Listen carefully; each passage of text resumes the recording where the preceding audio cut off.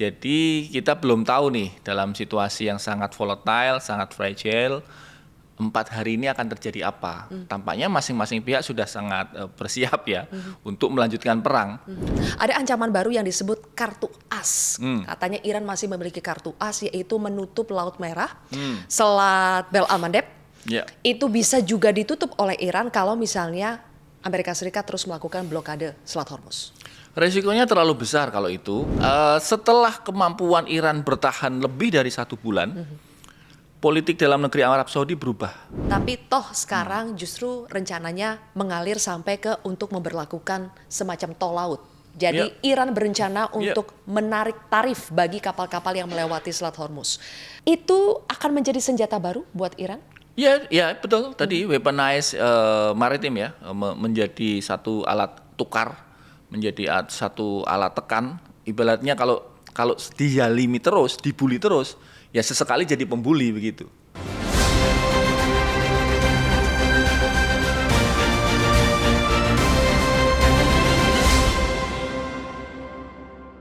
Teman-teman, jumpa lagi di podcast Si Paling Kontroversi, dan kali ini kami masih menyoroti soal dinamika perang yang terjadi antara Amerika Serikat dan Israel versus Iran. Dan perkembangan terakhir hingga 40 hari lebih agresi Amerika terjadi kepada Iran, meskipun di tengah-tengahnya ini ada gencatan senjata dan juga negosiasi, tapi hingga detik ini kita masih belum bisa memastikan apakah akan terjadi perdamaian dalam jangka panjang, atau gencatan senjata. Pun banyak yang memprediksi gencatan senjata ini akan runtuh, karena di tengah-tengah gencatan senjata kita melihat bagaimana Amerika Serikat ternyata masih berupaya untuk memblokade jalur pelayaran Selat Hormuz setelah negosiasi tahap pertama di Islamabad minggu lalu berakhir buntu. Untuk membahas lebih jauh bagaimana dinamika perang yang terjadi antara Amerika Serikat versus Iran, saya sudah bersama dengan Koordinator Eksekutif Indonesia Intelligence Institute, Mas Ridwan Habib. Apa kabar, Mas Ridwan? Baik, Mbak Sylvia. Kita ketemu lagi di podcast Si Paling Kontroversi ya, dan masih membicarakan soal perang yang terjadi di Timur Tengah. Dan kali ini Mas Ridwan agak bingung memulainya karena perubahan statement terjadi begitu cepat ya, dinamika terjadi begitu cepat, lempar argumen antara pihak Amerika dengan Iran masih terjadi. Namun yang pasti dari Amerika sekarang kita lihat berupaya untuk memblokade jalur pelayaran Selat Hormuz. Intinya kapal-kapal yang akan masuk dan keluar dari Selat Hormuz katanya akan diblokade oleh Amerika. Meskipun sampai hari ini kita melihat kapal-kapal itu ternyata masih bisa keluar masuk Selat Hormuz. Jadi apakah ini adalah strategi intelijen, taktik perangkah, upaya apa lagi ini yang sedang dilancarkan oleh Amerika? Ya, ini adalah taktik perang ya, Mbak Sylvia. Ini namanya blokade, counter blokade. Jadi dalam maritim grand warfare atau teori perang laut, ini memang lazim dilakukan ketika pihak lawan itu melakukan blokade terhadap satu akses, misalnya pelabuhan, selat, atau pantai, maka pihak lawannya melakukan kontra blokade dengan blokade yang sama. Ini fungsinya supaya kekuatan maritim lawan ini tidak bisa mendapat reinforcement, tidak bisa mendapat bantuan dari luar. Dalam konteks Iran, ketika blokade dilakukan di ujung Selat Hormuz, maka tidak mungkin ada armada lain, misalnya dari Tiongkok misalnya, atau negara lain yang akan membantu Iran bisa masuk ikut dalam grand battle di Selat Hormuz. Itu salah satu teknik warfare maritim. Tapi di sisi lain, kalau saya melihat dalam konteks yang terbaru, ini adalah strategi Amerika untuk menekan Iran secara ekonomi. Yang kita tahu banyak sekali jalur perdagangan yang memang melewati Selat Hormuz dan menguntungkan Iran. Ketika ini dilakukan, tampaknya dari pihak Kementerian Luar Negeri Iran juga sudah melakukan ultimatum ya. Bahkan Laksamana Bagheri, penggantinya Laksamana Tangsiri yang wafat karena diserang oleh Amerika, itu sudah mengancam kalau Amerika tidak mengundurkan atau menghentikan blokadenya di ujung Selat Hormuz, maka mereka akan melakukan retaliasi dengan melakukan serangan ke semua pangkalan, ke semua bandar-bandar pelabuhan di negara-negara Teluk. Itu berarti kan Oman, Dubai juga ada di situ, kemudian Bahrain di sekitar Manama itu, ini adalah hub perdagangan laut yang luar biasa ramai. Kalau itu dilakukan oleh Iran, pasti akan terjadi eskalasi di kawasan. Negara-negara itu pasti teriak kencang minta bantuan Amerika karena serangannya tidak menggunakan kapal tentu saja. Cukup dikirimkan rudal-rudal balistik sehingga membuat pelabuhan-pelabuhan di negara kawasan Teluk itu tidak bisa beroperasi. Jadi ini ceasefire kan tanggal 8 ya. 8 April. 8 April dan kita kira-kira hari ini saat kita diskusi ini berarti sudah berapa hari ya? Sudah hampir 47 hari? dari ceasefire. Dari agresinya 47 hari, tapi kalau dari ceasefire Ya ya kira-kira 10 hari. Ya. Ya, 10 hari berarti kurang 4 hari lagi. Kurang 4 hari akan lagi. berakhir sekitar 22 April kalau tidak salah Iya, 8 tambah 14 kan, 22 April. Jadi kita belum tahu nih dalam situasi yang sangat volatile, sangat fragile, 4 hari ini akan terjadi apa. Tampaknya masing-masing pihak sudah sangat bersiap ya untuk melanjutkan perang. Termasuk dari sisi Iran, mereka menyiagakan brigade rudal pesisir namanya. Jadi di pesisir itu, pesisir pantai selat, pesisir selat itu ada gua-gua kecil yang diisi dengan rudal-rudal namanya rudal Al-Ghodir. Rudal ini memang sengaja ditempatkan di situ untuk melakukan serangan horizontal terhadap kapal yang mendekat. Dan jaraknya bisa sampai 200 km saat ditembakkan. Artinya itu menjadi antisipasi ketika nantinya pada saat gencatan senjata berakhir, USS Frank Peterson atau kapal destroyer Amerika, kapal perusak Amerika itu akan masuk ke Selat Hormuz untuk mengambil alih ranjau dan membuka jalur. Itu akan disambut pertama kali oleh brigade rudal pesisir Al-Ghodir itu tadi dengan kapasitas serang yang cukup luar biasa. Kalau dia lolos dengan sistem pertahanan rudal Aegis yang dimiliki oleh USS destroyer Frank Peterson ini, maka strategi berikutnya dia akan disambut dengan kapal-kapal cepat yang namanya Zulfikar. Kapalnya ini panjangnya sekitar 14 meter, kemudian awak kapalnya cuma 4. Jadi sangat ringan, sangat cepat, kecepatannya 80 knot atau dalam kilometer per jam sekitar 130 km per jam. Dan itu akan menggunakan model swarming, jadi dikelilingi. Sonar Aegis ini akan pusing, ada efek saturasi Mbak Zilvia. Jadi ketika itu yang nyerang cuma satu kapal kecil, selesai dia.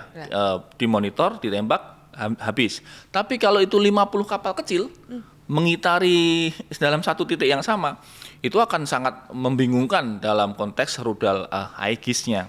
Dan pasti pada satu titik ada satu kapal yang lolos. Dan kapal yang lolos itu akan ditabrakkan.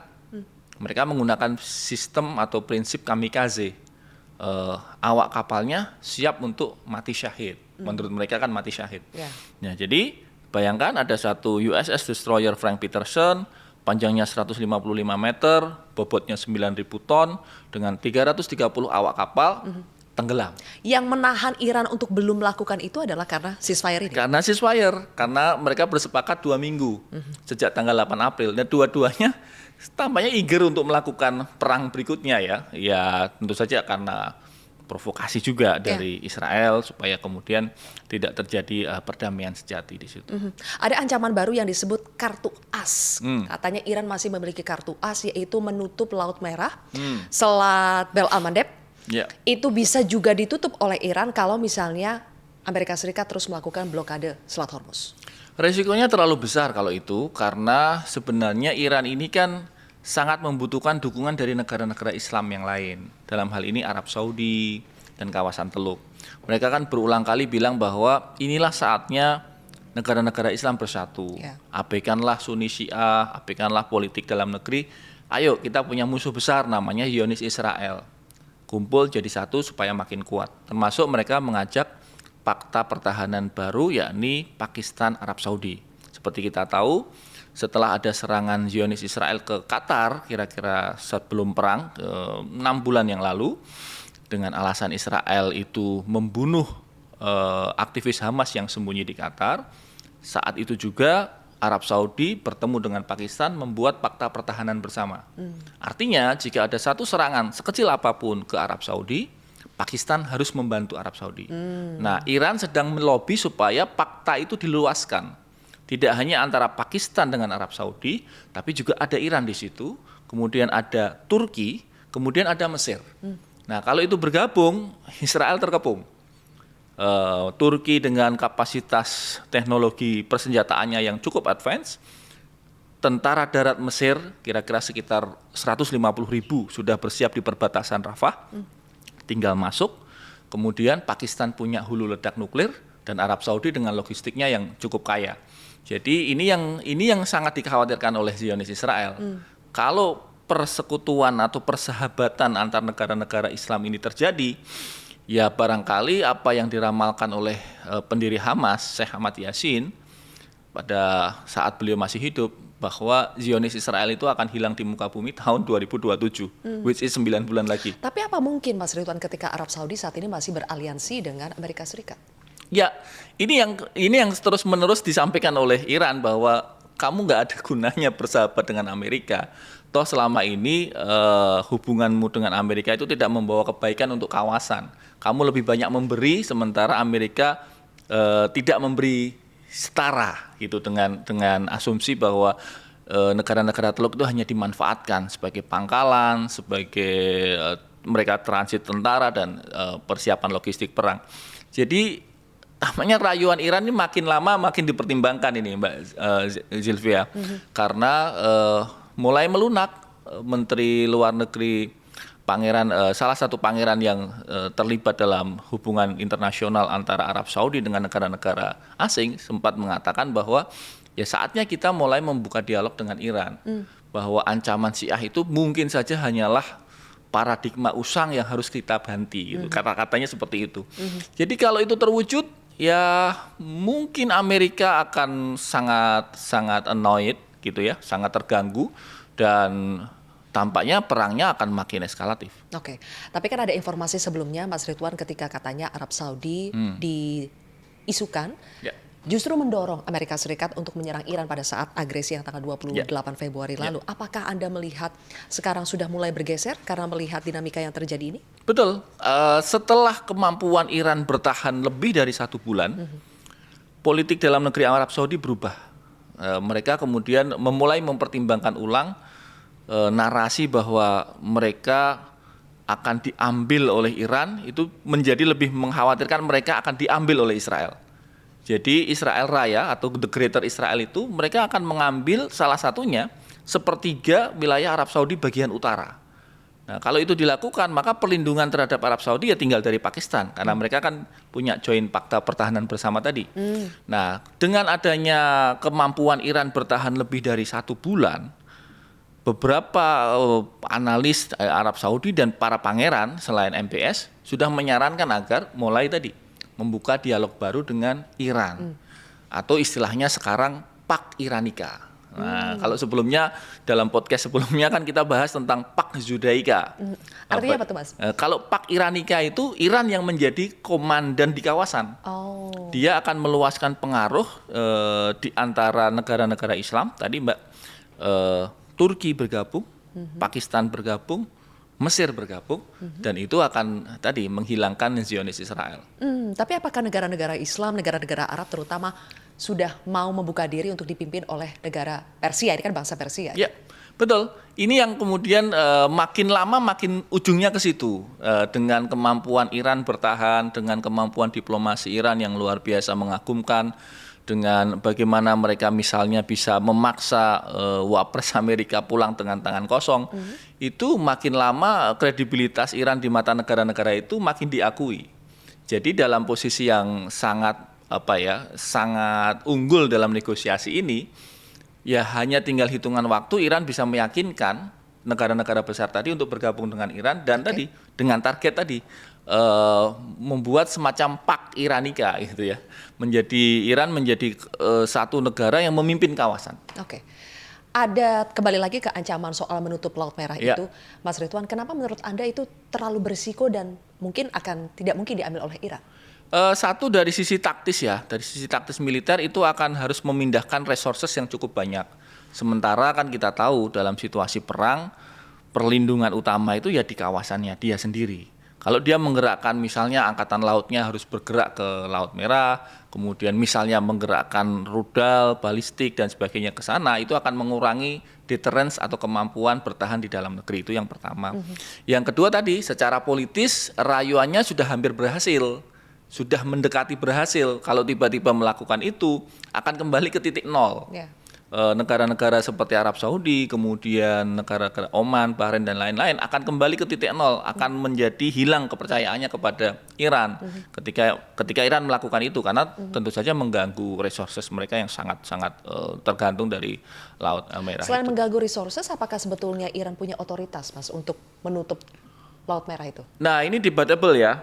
Kalau kita bicara dengan UNCLOS, UNCLOS 1982, itu sebenarnya nggak boleh, karena Selat Hormuz pun nggak boleh dilakukan blokade oleh Iran pun nggak boleh, karena itu yang disebut dengan weaponizing maritim ya, membuat selat yang harusnya dalam hukum UNCLOS itu boleh dilintasi damai, jalur lintas damai, tapi dipalak tanda petik, dipalakin gitu, dipremanin gitu.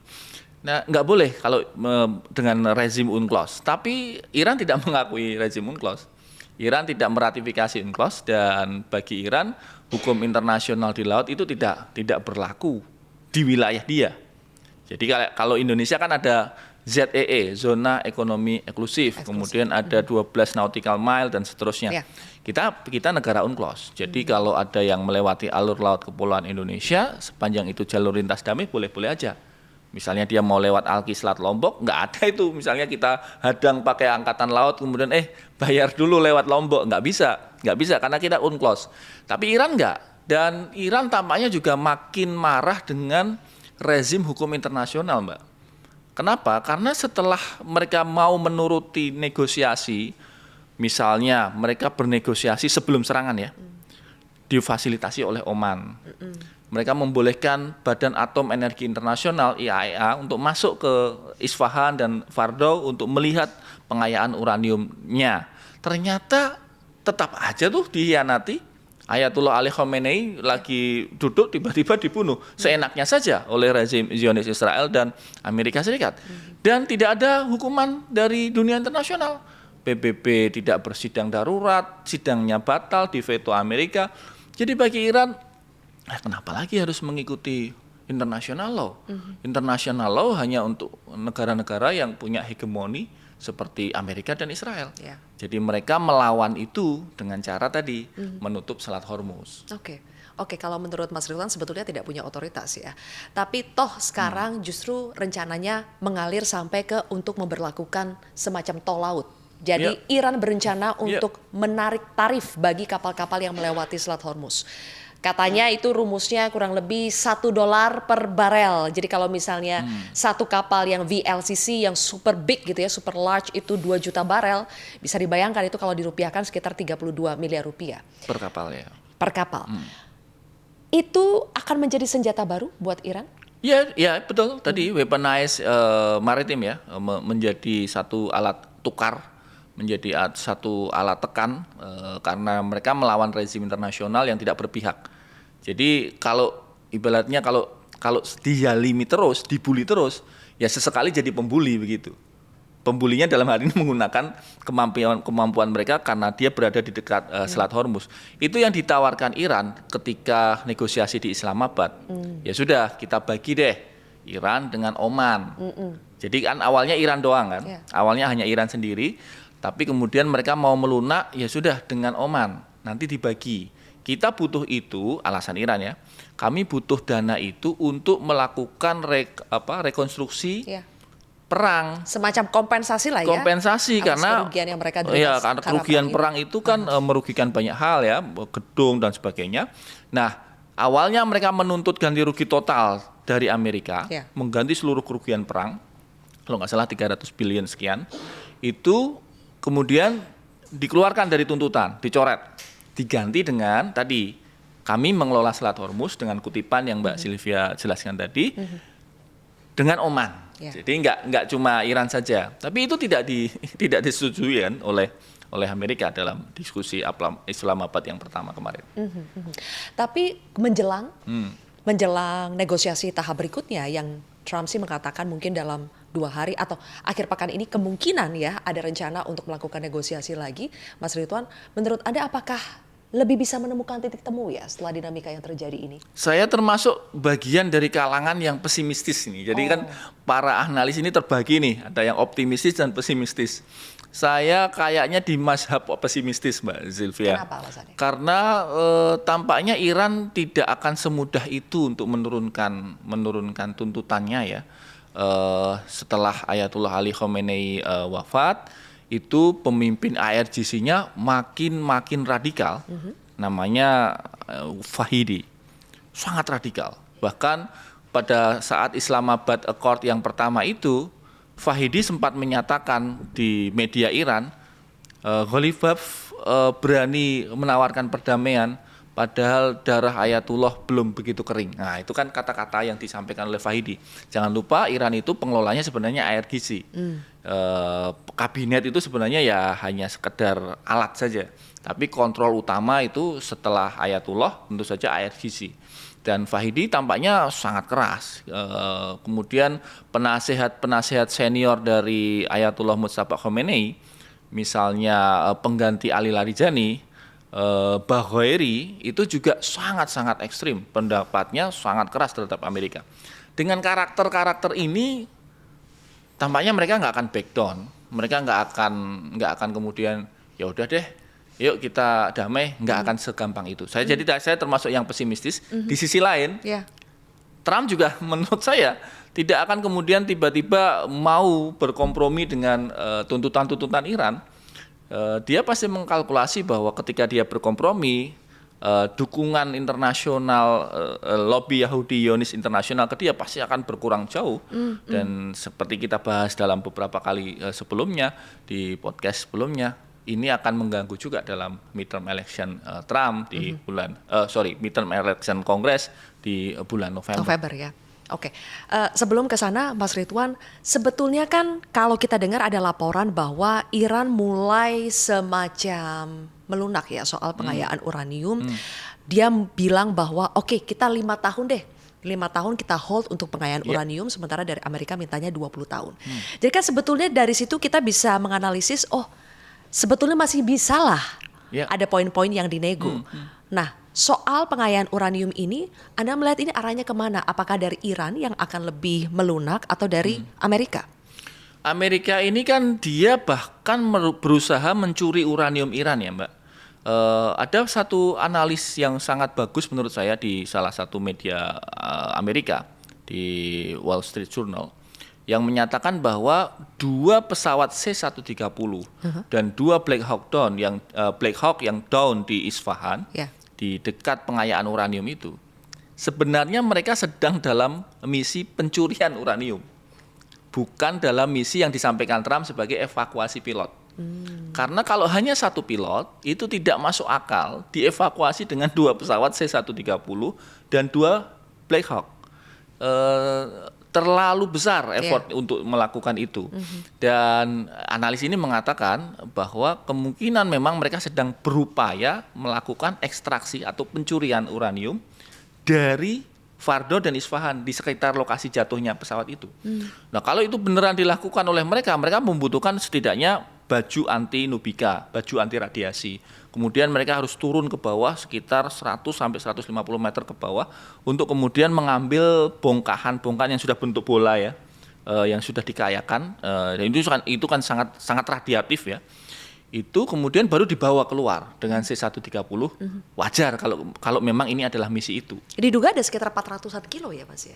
Totalnya in total, tapi di Iran. sekitar Iswahan yang tempat C-130 jatuh itu sekitar 300-an.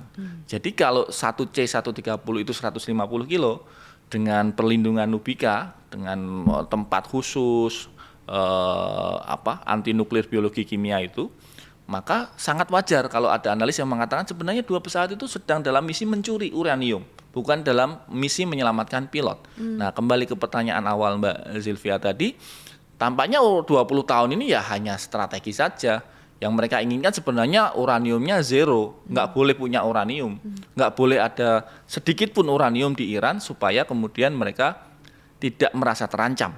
Nah, di sisi lain, Iran itu tampaknya juga 5 tahun hanya sekedar basa-basi. Karena ya siapa yang bisa kontrol? Apakah betul dia akan taat 5 tahun itu tidak melakukan pengayaan? Nggak ada yang bisa masuk. Mereka pasti akan punya semacam restriksi. Badan Pengawas Atom Internasional setelah perang ini pasti nggak akan mudah masuk ke Teheran atau ke Isfahan. Jadi Mbak Zilvia, dua-duanya ini adalah keras kepala gitu ya. Dan dalam konteks ini Iran keras kepala karena dia mempertahankan tanah airnya. Dalam konteks politik Amerika, Trumpnya yang keras kepala. Mas Ridwan, bukankah pada saat perundingan Amerika Serikat dengan Iran yang difasilitasi Oman, sebetulnya Iran sudah sepakat untuk menghentikan pengayaan uraniumnya, bahkan mempersilahkan untuk membawa uraniumnya. Kalau misalnya tujuan tadi pesawat C-130 dengan Black Hawk-nya itu untuk mencuri uranium, kan sebetulnya dulu sudah pernah ditawarkan. Betul sekali. Itulah yang kemudian membuat Iran marah besar. Itu kan tinggal 20 jam, bahkan kurang, 12 jam ya. 12 jam sebelum kemudian itu signing agreement di perundingan yang difasilitasi Oman itu. Tapi tiba-tiba hari Sabat Israel membunuh Ayatullah Khomeini, Ali Khomeini. Jadi provokasi Israel masuk di situ. Nah, banyak yang mengatakan demikian. Kalau ini sebenarnya memang dari awal Netanyahu dan rezim Zionis Israel yang memang tidak ingin itu terjadi. Betul Mbak Zilvia, dia sudah mau diinfeksi, kemudian mereka melakukan signing deal bahwa ini hanya untuk energi listrik.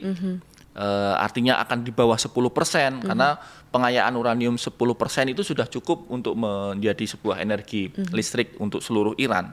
Jadi sayang sekali ya ketika awalnya itu situasinya sudah sangat oke, tiba-tiba last minute ada pengkhianatan seperti itu. Oke, Mas Ridwan, soal sebetulnya potensi Iran untuk mengembangkan uraniumnya, pengayaan uraniumnya itu sampai melebihi batas.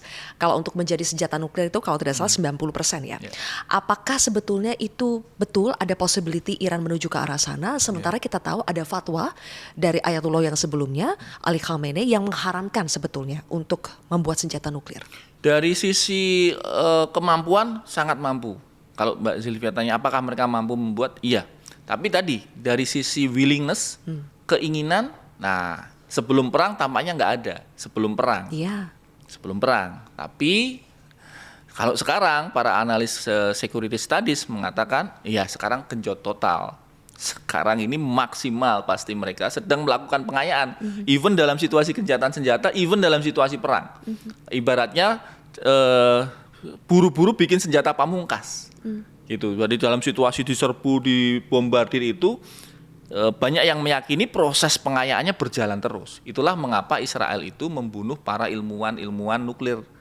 Ada satu ilmuwan yang sedang keluar dari sebuah universitas, tiba-tiba dibom dari atas.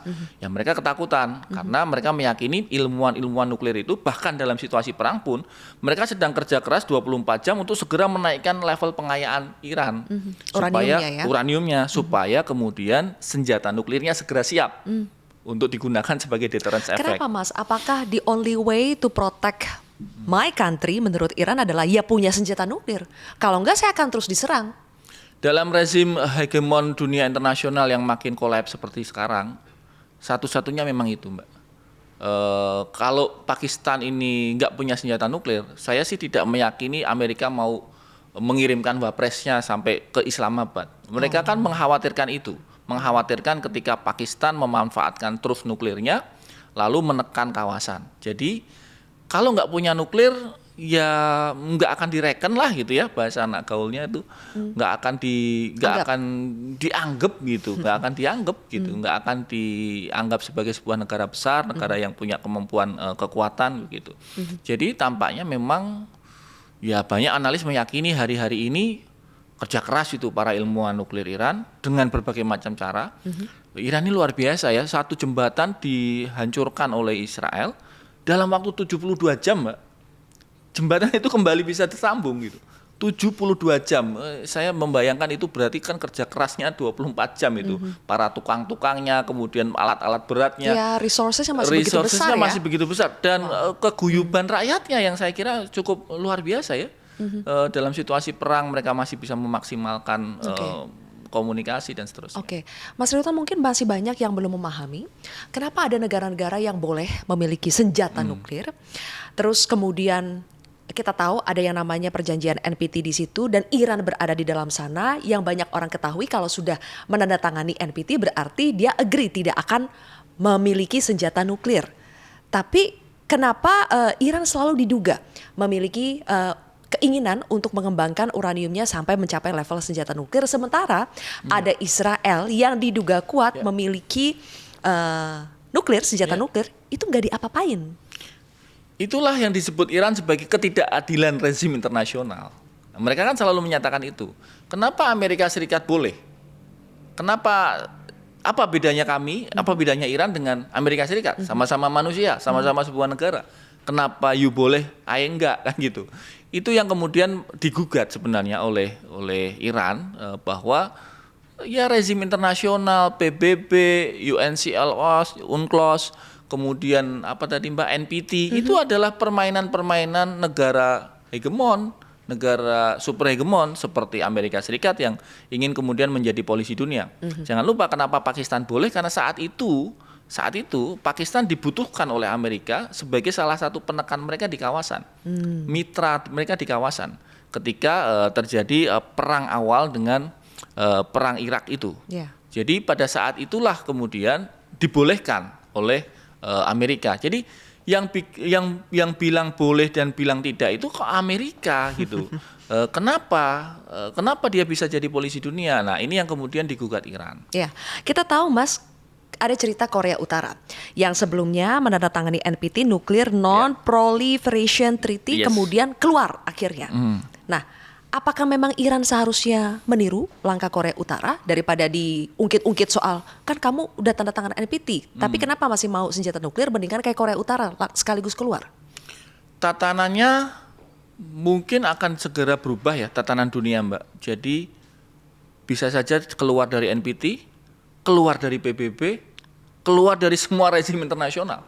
Banyak pakar yang sudah mengatakan demikian. Iran tampaknya sudah tidak lagi percaya dengan rezim apapun dalam tata laksana hubungan internasional, karena mereka merasa ya tidak ada yang bantuin, diserbu habis-habisan, yang lain cuma mengecam, ya kita mengecam, ya kita meminta dihentikan, ya bersurat ke PBB, tapi tidak ada kemudian langkah nyata, effort yang jelas yang kemudian menata world order menjadi lebih baik. China Rusia Mas? Ya kan tidak bergerak apapun, karena China tentu saja menganggap perang ini sangat menguntungkan mereka. Ketika Amerika itu kemudian konsentrasinya di kawasan Iran, Timur Tengah, maka Pasifik kosong. Terbukti kan, rudal-rudal anti balistiknya Amerika yang dititipkan di Pulau Seongju digeser semua ke Qatar. Sekarang kosong Pulau Seongju Korea Selatan itu.